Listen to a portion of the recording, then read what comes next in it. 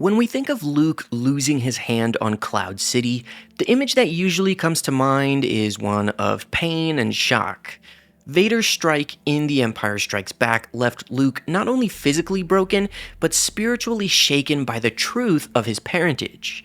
But what many don't realize is that after being rescued by Leia and brought aboard a rebel medical frigate, Luke actually resisted receiving a mechanical prosthesis. He didn't want a replacement.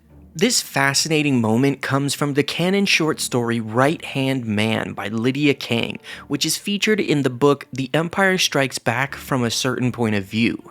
The tale is told from the perspective of the medical droid 21B, who treated Luke after Bespin, and it reveals just how conflicted Luke was about accepting a cybernetic hand.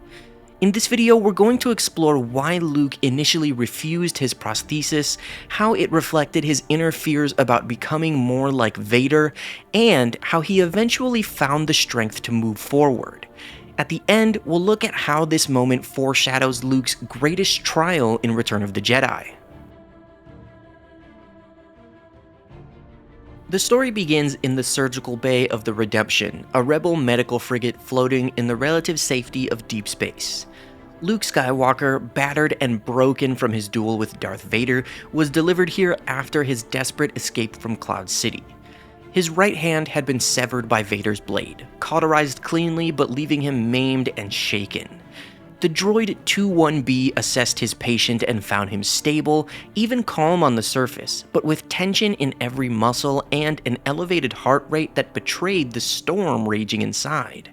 Most patients who came into this suite were grateful to be alive.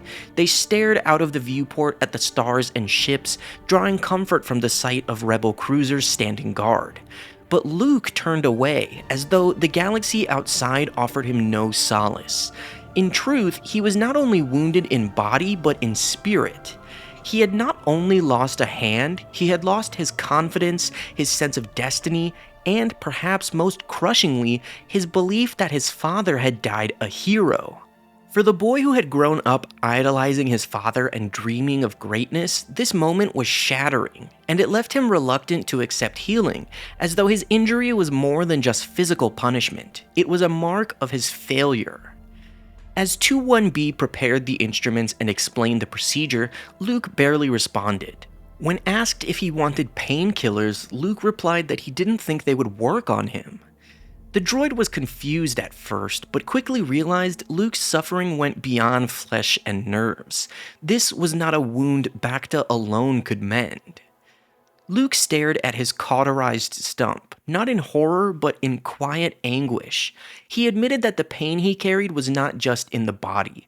It was in the choices he had made, and in the mistakes that had cost him dearly.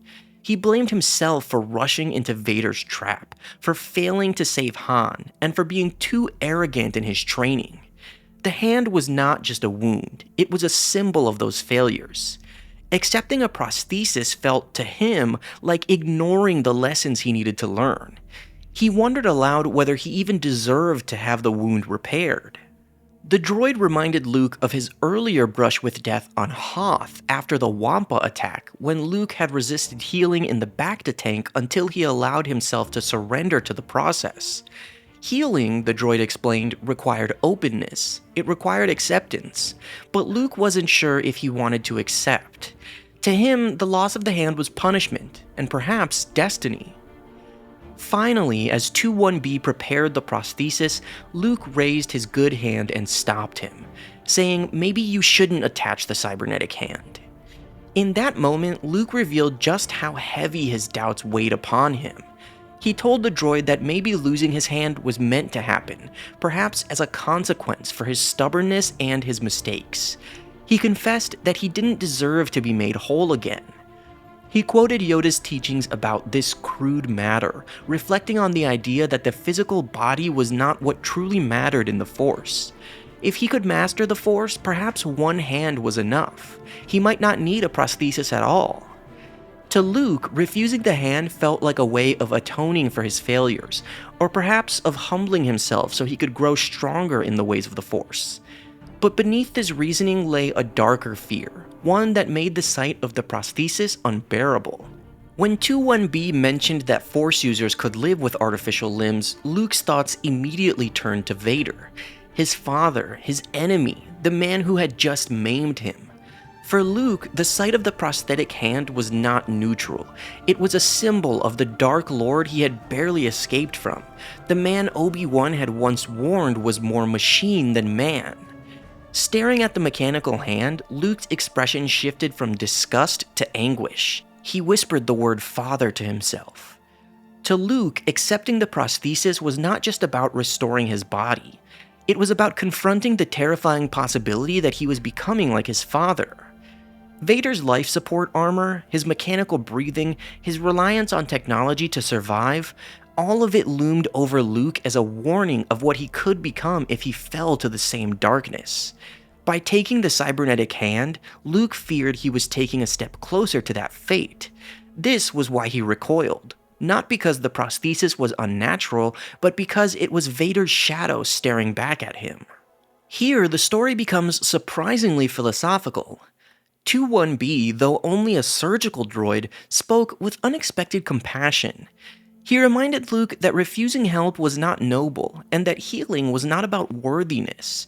All beings deserve to be cared for, to be healed, he told Luke. Accepting assistance was not weakness, nor was it shameful. Sometimes the harder choice was to allow others to help you stand again. He reframed the prosthesis as a tool, no different than a wheel, a lens, or a starship. It carried no moral weight unless Luke gave it one. Life itself, he explained, was constant change, decay and renewal, injury and healing. The hand would not define who Luke was, it would simply allow him to carry on. The Force, destiny, and morality were not bound up in machinery, they were bound up in choices. For a droid, these words carried surprising weight, and for Luke, they offered a way to see the prosthesis not as a curse, but as something neutral, something that could serve him on his path without defining it. At last, Luke agreed to the procedure. 21B worked carefully, attaching bones, tendons, and nerves to servo circuits, syncing flesh with machine. The process was painful, and Luke refused painkillers, enduring each moment with clenched teeth. I noticed that this is a great parallel to how Darth Vader had to undergo his surgery without painkillers in excruciating pain.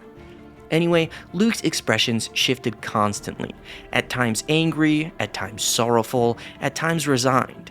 He bore it all, not because he had cast aside his doubts, but because he chose to move forward despite them.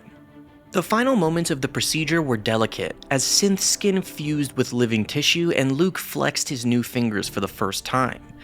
The hand responded to his thoughts, twitching and contracting until at last it obeyed. To him, it was both strange and astonishing. He did not embrace it as his own yet, but he no longer saw it as a curse. It was a tool, and he would decide what to do with it. When Leia, C-3PO, and R2 entered the room, they found Luke calm. His heart rate, once elevated, had slowed to a steady rhythm. The storm inside him had quieted. He reassured Leia that he would be alright, and when Lando's voice came over the comm promising to find Han, Luke nodded with hope rather than despair. The droid watched his patient closely and noted something remarkable. Clinically, Luke was stable, but on a personal level, he looked like a man who had regained his hope. The prosthesis had been attached, but more importantly, Luke had made the choice to accept healing. The fear of becoming Vader still haunted him, but he had taken the first step in proving that his choices, not his bloodline or his wounds, defined who he truly was. This short story gives us one of the most human glimpses into Luke Skywalker's journey outside of the films. His refusal of the cybernetic hand was never just about the machinery. It was about shame, guilt, and fear. He believed he had failed. He feared he was unworthy of healing. And most of all, he dreaded becoming like his father, a man consumed by darkness and bound in armor. But by the end of the story, Luke learns that healing is not about deserving, it's about accepting. The prosthesis is not what defines him, his choices do. This lesson mirrors his ultimate trial in Return of the Jedi. When he looks back and forth from his mechanical hand to Vader's mechanical hand, sees the reflection of his father in himself, and chooses to throw away his weapon rather than fall to that same darkness. In both cases, the hand becomes a symbol, not of weakness, but of choice. Luke proves that he is not defined by Vader's legacy, but by his own decisions. And that truth, that hope, is what allows him to stand against the Emperor, redeem his father, and truly become a Jedi Knight. Thank you guys so much for watching this video. I hope that you enjoyed it.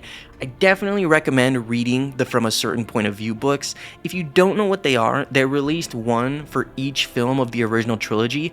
They are basically canon short stories that take place during the movies, offering little glimpses into stuff that happened off screen. Some of them are about side characters, but some of them are about the main characters like Vader, Luke, Palpatine, and some of them are really fascinating and give you more context for the movies. Stuff like this, with Luke refusing the hand. There's really interesting stuff about Vader, stuff like that. So there's one for A New Hope, one for Empire, and one for Return of the Jedi. I definitely recommend checking them out for yourself because they are awesome. Anyway, make sure to like and subscribe if you did enjoy this video, and as always, may the Force be with you.